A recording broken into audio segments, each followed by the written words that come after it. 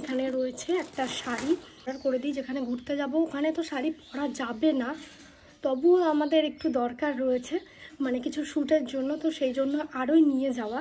বানাবো না, খুব একটা ভালো লাগলো না। অলরেডি আমি ব্লাউজ কিনে নিয়ে এসেছি এর সঙ্গে পরবো বলে, পিঙ্ক কালারের। হেই এভরিওয়ান, গুড মর্নিং সবাইকে। কেমন আছো তোমরা সবাই? আশা করি সবাই অনেক ভালো আছো, সুস্থ আছো। আমরাও বেশ ভালো আছি, সুস্থ আছি। আমার নতুন একটা ভিডিওতে তোমাদের সবাইকে ওয়েলকাম জানাচ্ছি। তো দেখতে পাচ্ছ সকাল সকাল ঘুম থেকে উঠে পড়েছি, আর সবার আগে বিছানাটা তুলে নেব।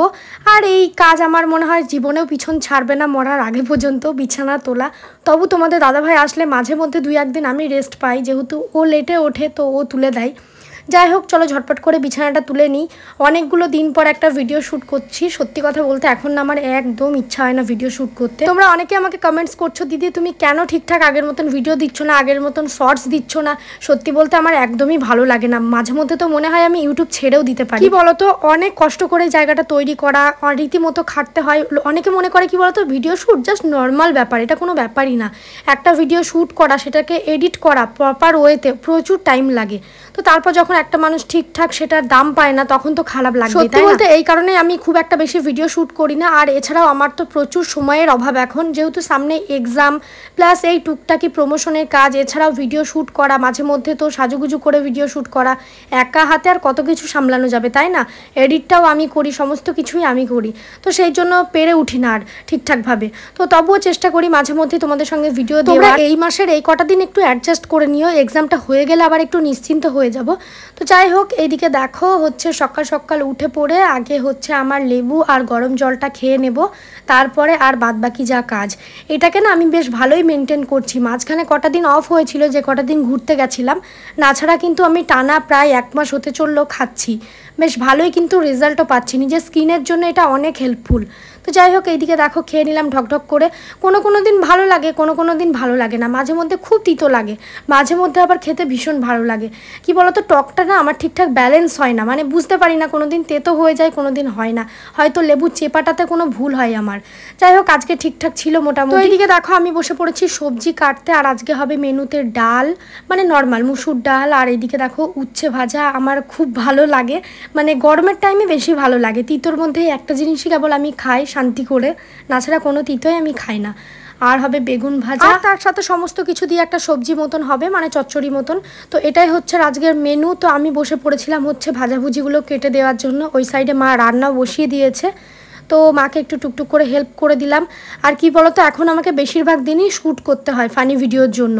মানে আগে তো মাঝে মধ্যে সাজতাম, আর এই ফানি ভিডিও শ্যুট করতে গেলে বেশিরভাগ দিনই সাজতে হয়, শ্যুট করতে হয়। যেগুলো শাশুড়ির লুক ক্রিয়েট করতে হয় ওগুলোতেও অনেক সাজতে হয়। তো সব কিছু মিলিয়ে না ভিডিও আর এডিট করা হয়ে ওঠে না। তো তোমরা একটু প্লিজ অ্যাডজাস্ট করে নিও। যাই হোক, এদিকে দেখো মা রান্না বসিয়ে দিয়েছে, এই যে উনানে ভাত হচ্ছে। আর আজকে দেখো আকাটাকে, মানে উনুনটাকে কত সুন্দর গোবর টবর দিয়ে লেপে দিয়েছে, ভেঙে গেছিলো, এটাকে মাঝে মধ্যে ঠিক করতে হয়।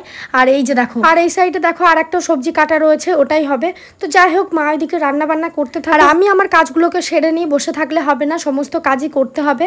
আর এইদিকে দেখো কিছু জামা কাপড় ছিল, তো সেগুলোকে কেচে নেব। আর এই কদিন তো বেশ ভালোই রোদ্দুর হচ্ছে, এরপরে কবে কোন দিন মেঘলা হয়ে যাবে তখন আবার জামাগুলো পরে থাকবে। তো সেই জন্য দেখো ঝটপট করে জামাগুলোকে কেচে দিচ্ছি। খুব একটা বেশি না, 3-4টাই মতন হবে, এর থেকে বেশি না। যাই হোক, চলো ঝটপট করে কেচে। আচ্ছা, তার মাঝে কয়েকটা কথা তোমাদের সঙ্গে শেয়ার করি। তোমাদের কি পুজোর শপিং হয়ে গেছে? কমেন্ট করবে কিন্তু। আমার ওই টুকটুক করে হয়েছে, খুব একটা বেশি হয়নি। আর এবার তো খুব একটা বেশি নেবও না, কারণটা তোমরা জানো যে হচ্ছে আমরা তো ঘুরতে যাব, তো সেখানে একটা প্রচুর টাকা খরচ হবে। তো সেই জন্য পুজোতে আর কি আর ড্রেস নেব। আর অ্যানিভার্সারিতে অনেকগুলো ড্রেস পেয়েছি, সেগুলো হচ্ছে সব তো পরা হয়নি, কিছুই পরিনি। সেগুলোকে সব বানাতে দিয়েছি, রেডি করতে দিয়েছি, তো ওগুলোই পরবো শাড়িগুলো। আর অলরেডি 2টো হয়ে গেছে, 2টো না 3টে হয়ে গেছে। তো আর ভাবছি নেব না, একটা নর্মালি চুড়িদার নেব ভালোর মধ্যে, ব্যাস আপাতত আর নেব না। আর যে 2টো হয়েছে, একটা মা দিয়েছে, একটা তোমাদের দাদাভাই বার্থডেতে দিয়েছে, ওটা এখনও তোমাদের সঙ্গে শেয়ার করিনি, বার্থডের আগে শেয়ার করব। ব্ল্যাক কালারের মধ্যে দারুণ শাড়িটা, জাস্ট অসাধারণ।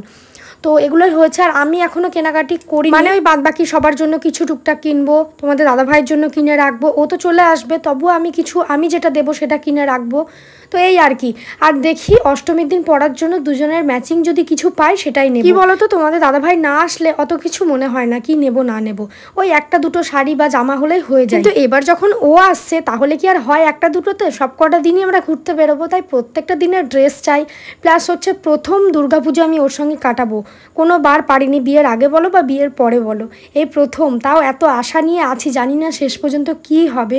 যদি এবারও আগের বারের মতন হয় আমি তো হয়তো পাগলই হয়ে যাব।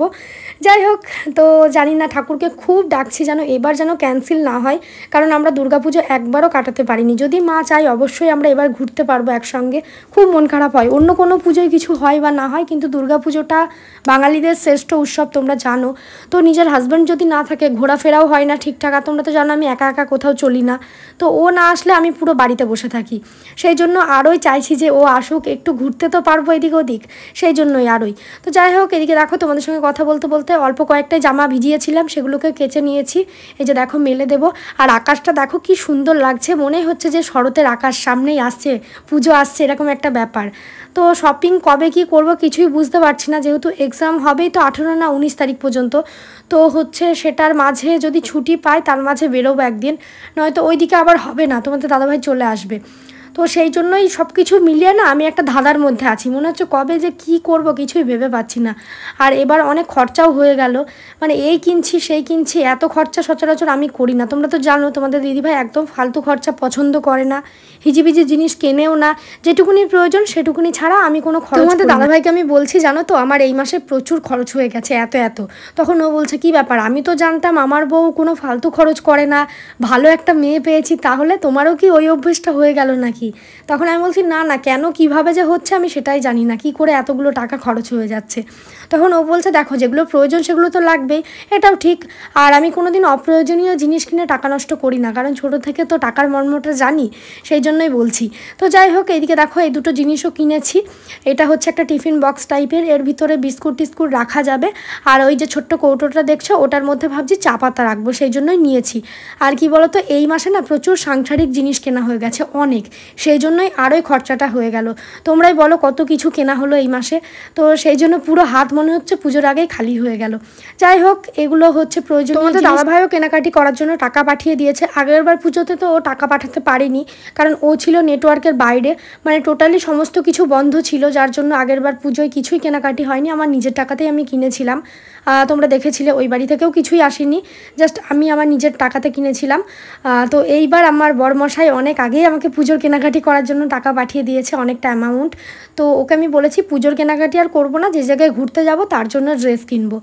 তো যাই হোক, এদিকে দেখো এখন দাঁড়িয়ে রয়েছি, হচ্ছে একটা পার্সেল আসবে, মানে একটা শাড়ি অর্ডার করেছি সেটার জন্য। তো এই যে দেখো চলেও এসেছে, অনেক দিন হয়ে গেল, 5-6 দিন পর এটা হাতে পেলাম। এত দেরি কিন্তু হয় না, এটাই হাতে পেতে অনেকটা দেরি হয়ে। যাই হোক চলো এবার গিয়ে ঝটপট করে খুলে দেখবো, কারণ ফ্লিপকার্ট থেকে তো আমি সচরাচর, ফ্লিপকার্ট কেন বলবো, আমি অনলাইন থেকে সচরাচর ড্রেস তো কিনি না, শাড়ি তো এই প্রথমবার কিনলাম, তাই একটু ভয়ও লাগছিল কেমন কি আসবে না আসবে। চলো গিয়ে এটাকে ওপেন করি, আর তোমাদের সঙ্গেও শেয়ার করব কি শাড়ি, কি বৃত্তান্ত, কেন এই শাড়িটা অর্ডার করলাম, সমস্ত কিছু। হ্যালো বন্ধুরা, তো এখন আমি তোমাদের সঙ্গে একটা দারুণ জিনিস শেয়ার করব। আমি একটা মানে পার্সেল অর্ডার করেছিলাম, তো কি সেটা বলছে, এটা শাড়ি। তো সেটা ডেলিভারি হতে অনেক দিনই টাইম লাগিয়ে দিল, মোটামুটি প্রায় 5-7 দিন তো হবে, এত টাইম লাগে না সচরাচর ফ্লিপকার্টে। আমি যেদিন অর্ডার করি বেশিরভাগ জিনিসই 2 দিন পর চলে আসে, এটাই দেখলাম এত দেরি হলো।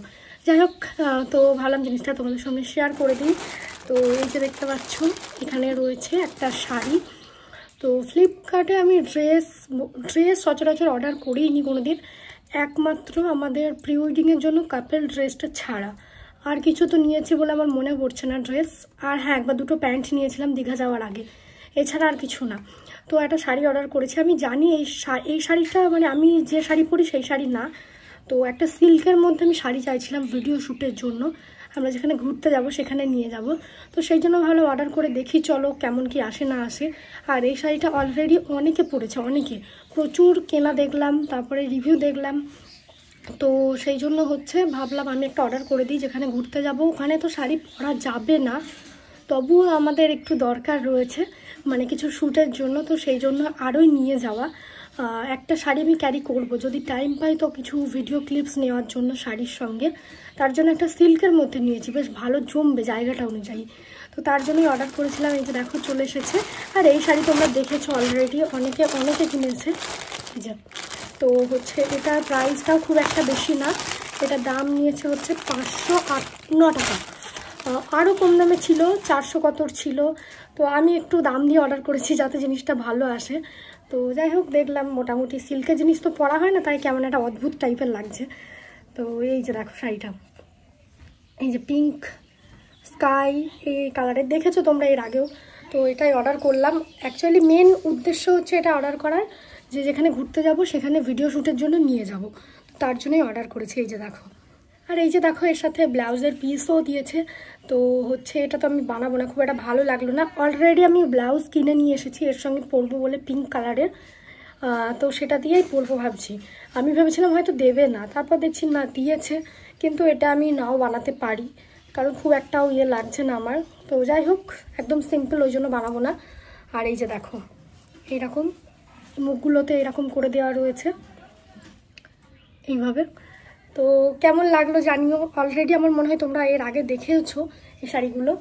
তো এই যে দেখো, এই শাড়িটা নেওয়ার মেন উদ্দেশ্য হচ্ছে ভিডিও শ্যুট, নয়তো আমি নিতাম না।